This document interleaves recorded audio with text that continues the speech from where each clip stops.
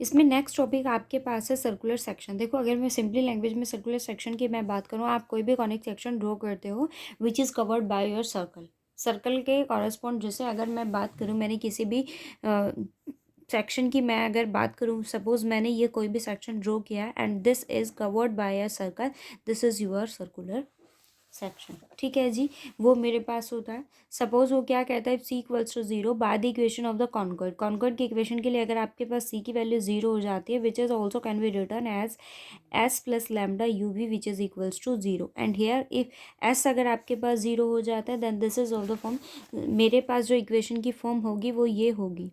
ठीक है, इस केस में अगर आपके पास एस की वैल्यू जीरो हो जाती है, suppose here s equals to zero, then lambda u v which is also equals to zero. In this case u and v both are zero, maybe zero. If u is zero, then v may be not equal to zero, then this is becomes to zero। आपके पास zero तो value बनी जानी है। और अगर either का case आपके पास रहेगा, मे बी दोनों जीरो हो सकते हैं आपके पास वैल्यू। ठीक है, बट योर वी के लिए मेरे पास केस क्या आ जाएगा कि वो क्या हो जाएंगी, zero. These are represent a planes. वो किसको रिप्रेजेंट करते हैं, किसी प्लेन को। See the circular section of an ellipsoid. First of all मेरे पास यहाँ इलिप्सॉइड की इक्वेशन थी। देखो, इस केस के लिए मैंने आपको कहा ना, सॉलिड ज्योमेट्री जो है ना, ये आपके पास टोटली डिपेंड करता है ऑन देयर आर्टिकल। आपने अगर आर्टिकल अच्छे से किए हैं तो आपके पास क्वेश्चन आपको इजीली कोई प्रॉब्लम ही क्रिएट नहीं होगी वहाँ पर। ठीक है, थोड़ा बहुत तो भाई देखो चलता है, बट मैं ये कहती हूँ कि जिसने आर्टिकल अगर अच्छे से किया है ना, तो क्वेश्चन आपके इजीली सॉल्व हो जाएंगे।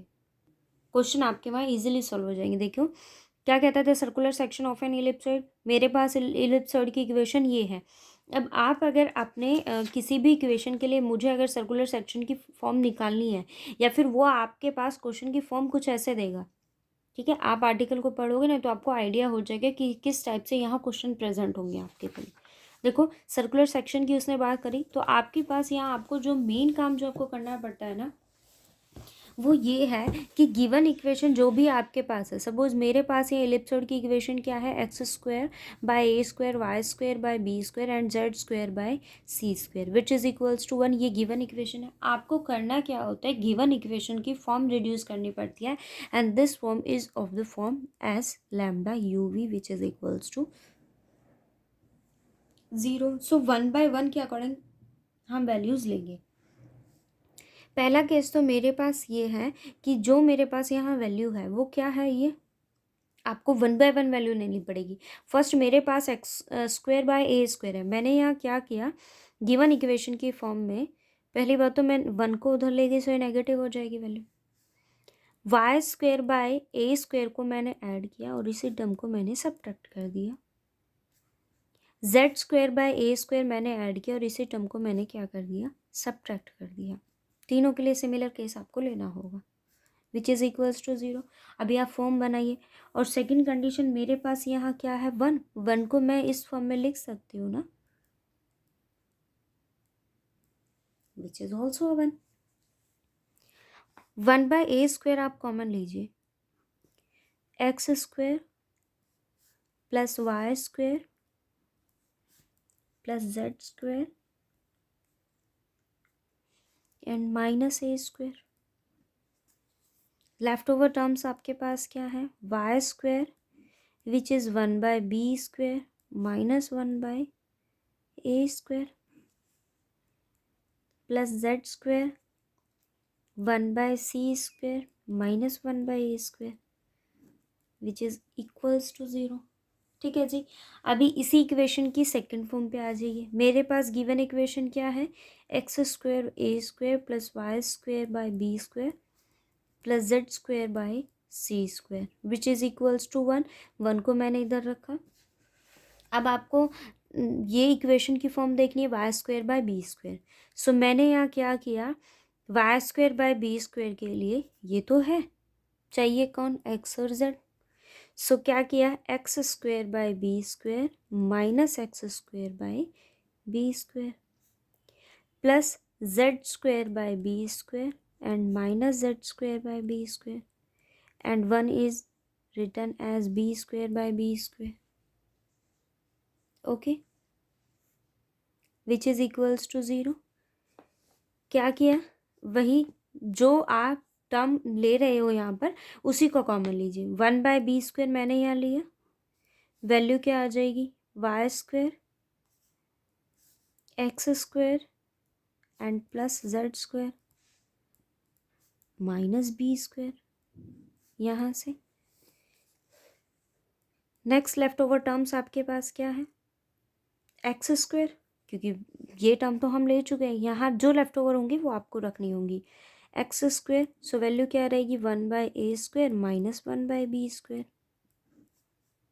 Plus z² 1/c² minus 1/b² which is equals to 0। Okay, now third form आपके पास क्या रहेगा, ये सिमिलर केस में इक्वेशन क्या बनेगी, 1/c² x² y² plus z² minus c²। यहाँ z² हमने रखा है, सो x और y में इक्वेशन बनेगी। So x² 1/a² minus 1/c² plus z² 1/c² minus z में तो हमने बनाई है equation, so y² 1/b² minus 1/c² which is equals to 0। Okay, अब आपके पास 3 इक्वेशंस हैं, first is this, second is this and third equation is this. 3 equation मैंने यहाँ बनाई है, तीनों इक्वेशन आपको इसी फॉर्म में रिड्यूस करनी है। 3 इक्वेशंस हो गई। क्या कहता है, which is of the form s plus lambda u v which is equals to 0। अभी आप तीनों इक्वेशंस को देखो तो मेरे पास जो कॉमनली पार्ट है, we find that the pair of the planes is given by, हमने कहा ना अगर s की वैल्यू 0 होगी तो प्लेन आपके पास कहाँ से रिड्यूस होगा, इसी इक्वेशन से ना। सो इसी इक्वेशन का मैंने यूज़ किया, मेरे पास जो प्लेन सेक्शन है वो इस इक्वेशन से रिड्यूस होगा।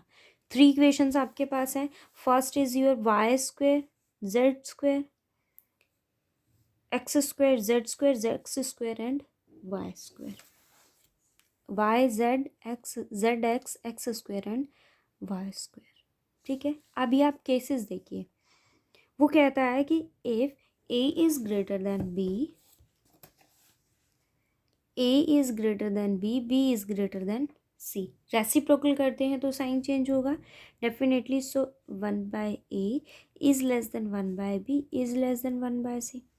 अभी आप बाय पार्ट्स टर्म्स लीजिए, सपोज मैंने इन दोनों की बात की, ठीक है। सो आप ए और बी के अकॉर्डिंग इक्वेशन देखिए, मैं यहाँ बात कर रही हूँ, सेकंड इक्वेशन की मैं बात कर रही हूँ, और इसका पेयर लीजिए, ठीक है। मेरे पास यहाँ क्या है, 1/a is less than 1/b, squaring कीजिए तो स्क्वायरिंग का साइन पे कोई इफेक्ट नहीं पड़ेगा। मैंने क्या किया, 1/b² दोनों साइड सब्ट्रैक्ट कर दिया विच इज़ लेस देन 0, क्योंकि मुझे बनाना यही था। It means this term is definitely negative, negative होगी ना।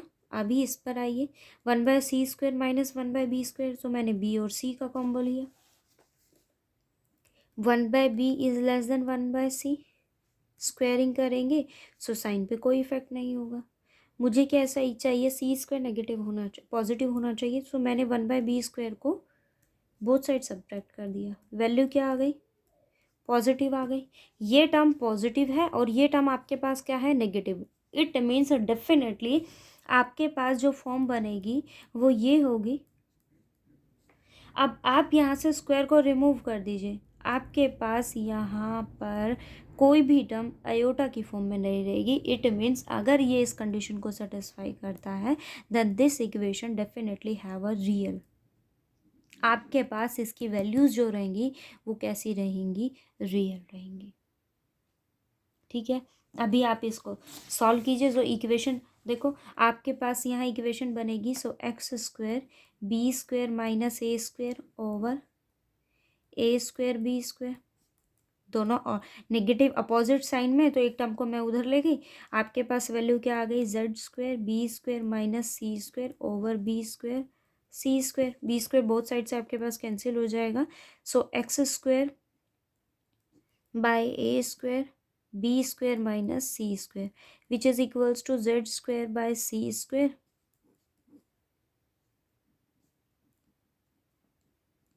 अभी आपके पास वैल्यू क्या आ गई, x बाय ए, ठीक है। स्क्वायरिंग है तो दोनों वैल्यूज देता है, पॉजिटिव भी और नेगेटिव भी। यहाँ स्क्वायरिंग नहीं है so under root b minus a, positive भी और नेगेटिव भी। Z by c under root b square minus c square which is equals to 0। आपके पास दो वैल्यूज यहाँ एग्जिस्ट करती हैं, एक को नाम देना है लैम्डा का और एक आपके पास क्या रहेगा, ये आपको शो करना था। ये देखिए, to prove that the two circular section of an ellipsoid which are not parallel lie on a sphere. Let the equation of a plane of any circular section ellipsoid which are not parallel be. आपके पास parallel नहीं है, एक को lambda का नाम दिया और एक आपके पास क्या हो जाएगा म्यू। सो इक्वेशन मेरे पास कैसे बनती है, स्फीयर की इक्वेशन होती है। हमने पीछे पढ़ा है ये सारी चीज़ें, मैं आपको कुछ नया नहीं बता रही यहाँ पर। ये मेरे पास स्फीयर की इक्वेशन होती है। हम कैसे रिटर्न आउट करते हैं उसको, स्फीयर प्लस के इंटू में इक्वेशन ऑफ अ प्लेन आपके पास होता है, वही इक्वेशन मेरे पास है। इसको किसके इक्वल इक्वेट कर देंगे, 0 के इक्वल। अब आपके पास यहाँ अगर वो रिप्रेजेंट करता है कोई भी स्फीयर की इक्वेशन अगर वो फॉर्म करती है, सो इट मीन्स आपको यहाँ गिवन इक्वेशन को सॉल्व करना है पड़ेगा फॉर द वैल्यू ऑफ के। वो क्या कहता है, it will represent of a sphere if coefficient of x square y square and z square are equal. यहाँ से x square y square and z square का कोफिशिएंट बनाइए, वो क्या होने चाहिए, इक्वल। यहाँ से आपके पास किसकी वैल्यू आ जाएगी, के की। गिवन इक्वेशन में सब्स्टिट्यूट कर दीजिए, वो इक्वेशन हो जाएगी। ठीक है, आप आर्टिकल रीड करना, फिर कल हम इसके एग्जाम्पल्स करेंगे। ओके।